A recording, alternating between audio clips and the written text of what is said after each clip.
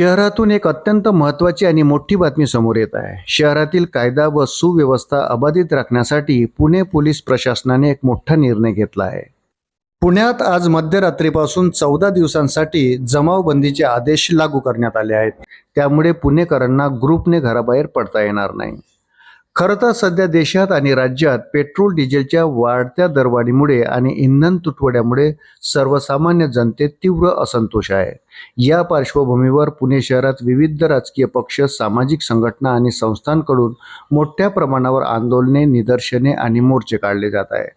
यामुळे शहरातील शांतता धोक्यात येऊ नये आणि वाहतुकीचा खोळंबा होऊ नये, याच पार्श्वभूमीवर पुणे पोलिसांनी हा प्रतिबंधात्मक आदेश जारी केल्याचं बोललं जात आहे। पुढील 14 दिवस पुण्यात नागरिकांना कोणत्याही प्रकारची आंदोलने, मोर्चे, निदर्शने आणि जाहीर सभा घेण्यास पूर्णपणे बंदी असेल।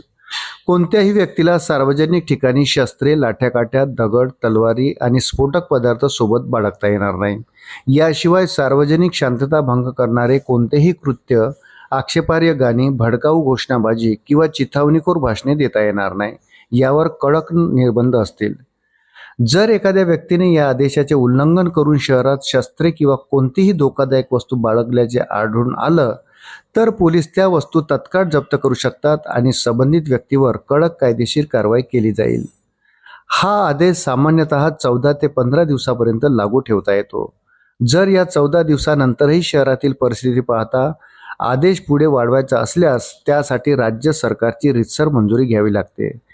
पुणेकरांनी या काळात पोलिसांना सहकार्य करावे आणि कोणत्याही अफवांवर विश्वास न ठेवता शांतता राखावी, असे आवाहन पोलीस प्रशासनाकडून करण्यात आलं आहे।